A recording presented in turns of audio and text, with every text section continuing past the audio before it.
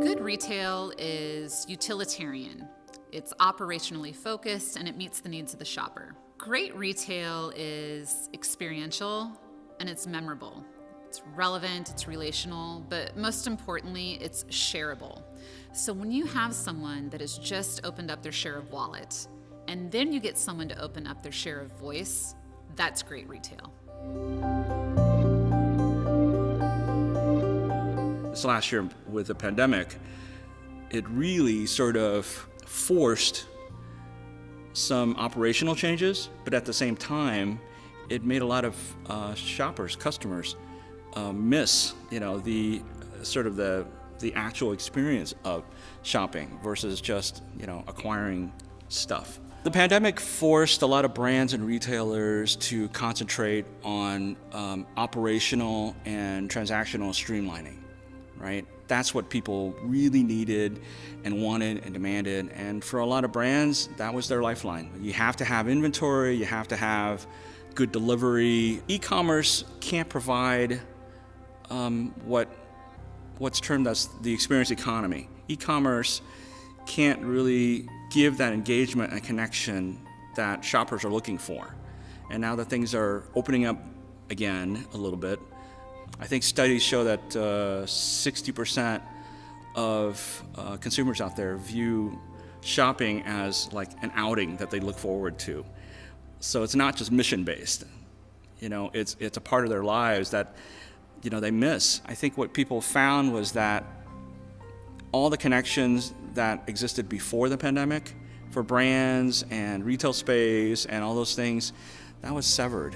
That experience was a missing part that took it beyond just a transactional. One topic that we don't talk often enough about is just how critical brick and mortar is to the success of e-commerce. E-commerce is built upon practically the same business model as brick and mortar. So if you look at an example of a cozy sweater that you want to purchase, you can find it for $150 both in-store and online. Well, that $150 sweater, once you factor in fulfillment, customer service, returns, for brick and mortar, it turns out to about $28 of profitability. But for e-commerce, that exact same sweater for that exact same price comes out to only $2 of profitability. Let's look at one of online's famous darling pet product companies, Chewy. Over the pandemic, their sales skyrocketed, but then they saw their profits start to disappear. And the question is, why? Well, they continually had to spend more money to acquire new customers. That's one of the many reasons that they sought out brick and mortar partnerships to get that in-aisle visibility and reduce cost of fulfillment. E-commerce needs brick and mortar. Amazon is a perfect subject. So we've all watched Amazon go from e-commerce only, head into entertainment, then get into brick and mortar. Now they're gobbling up fulfillment centers. So here's the reason why. This chart shows sales on the top line. It's truly impressive. The real story, though, is this bottom line. That's profit. From 1998 until the pandemic, Amazon profit never rose above 3%. And this is just a perfect example of why conversations like BOPUS and curbside, it just shows you why they're so important. And then you take it up to the next level and you have conversations about seasonal pop-ups, experiential events inside brick and mortar, and how both e-com and online can really bridge this gap. If they think of themselves differently, they can advance and they can thrive. Now, if they have the relationship where it is tenant and landlord, then I don't like your chances. But if they have the relationship where it's a partnership between the managing company and all those other businesses that are inside, now you've got a real chance, because there's going to have to be adjustments on everybody's side.